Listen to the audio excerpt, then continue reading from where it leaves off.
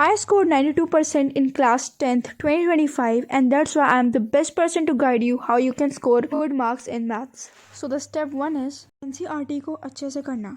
Trust में अगर तुम ज़्यादा से ज़्यादा RD शर्मा या RS अग्रवाल की तरफ भागोगे और तुम्हें बेसिक NCERT भी नहीं आएगी तो तुम पेपर में अच्छे से परफॉर्म नहीं कर पाओगे। परफॉर्म गुड इन एग्जाम तुम्हारी NCERT जो तुम्हारा बेसिक्स है वो तुम्हारे हाथ में होना चाहिए, तो तुम्हारी पकड़ में होना चाहिए और दैट सिंपली मीन्स कि भाई वो तुम्हें सॉल्व करते आना चाहिए। अब आई नॉट से कि भाई अभी बैठो और जाके NCERT सॉल्व करने बैठ जाओ, तुम्हारे पास बल्कि 1 महीना बचा है बोर्ड्स के लिए। आई विल से कि भाई अपनी NCERT उठाओ, एक्सरसाइज वाइज अपने पेज पर उठाओ और देखो कि तुम्हें ये क्वेश्चन बन रहा है या नहीं। आई एम जस्ट सेइंग कि भाई उसे ऊपर से एनालाइज करो, आई एम नॉट सेइंग कि उसे सॉल्व करो। जब तक तुम्हें पता है कि भाई तुम्हें ये क्वेश्चन देखने के बाद ही बन जाएगा then it is okay. But तुम्हें अगर कोई भी क्वेश्चन में डाउट आ रहा है कि ओ ये क्वेश्चन मुझे नहीं बनेगा या फिर इसमें थोड़ा कैलकुलेशन ज़्यादा है ये वो, ट्राई टू सॉल्व दैम। तुम्हें ऐसा लगता है कि कोई क्वेश्चन तुमसे नहीं बनेगा, कॉपी पेपर लो और उसे सॉल्व करो। सेकेंड स्टेप इज़ भाई एग्जाम्पल सॉल्व करो। सारे के सारे एग्जाम्पल हर एक चैप्टर के बहुत ज़्यादा इंपॉर्टेंट है and specially in triangles, surface area, volume and ऐसे चैप्टर्स में मोस्टली एग्जाम्पल्स आते हैं। तो ट्राई टू सॉल्व एग्जाम्पल्स हर एक चैप्टर के। अब जैसे हमें पता है कि हमारी NCERT स्ट्रॉन्ग हो चुकी है, एग्जाम्पल्स और क्वेश्चन पूरे, अब हमारी फोकस आता है थ्योरी पे और MCQs पे। पीपल विल टेल यू कि भाई maths is all about practice, but this is totally wrong.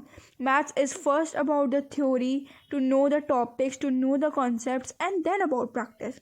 MCQs में सबसे ज़्यादा मार्क्स इसलिए करते हैं क्योंकि हमें थ्योरी नहीं पता होती है, चीज़ें किस हिसाब से चीज़ें चल रही है, किस हिसाब से मैकेनिक्स चल रहे हैं, हमें उसके पीछे की नॉलेज ही नहीं पता होती है, तो हम क्वेश्चन कर नहीं पाते हैं।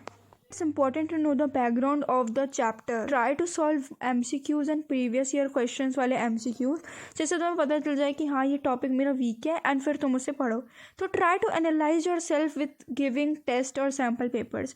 हमें CBSE जब भी कोई क्वेश्चन देता है तो वो सीधे सीधे नहीं होता है। We have to learn formulas for that, जिससे हमें वो क्वेश्चन जैसे ही दिखे हमें वो चैप्टर क्लिक हो जाए, वो फार्मूला क्लिक हो जाए और हम अपना सोल्यूशन दे पाए।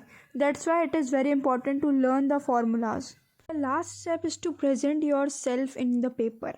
ट्राई करो कि जब भी स्टार्टिंग का सेक्शन ए रहेगा तुम्हारा MCQ, जब भी तुम MCQ लिखो तो वहाँ पर ABCD ऐसे मत लिख कर आना।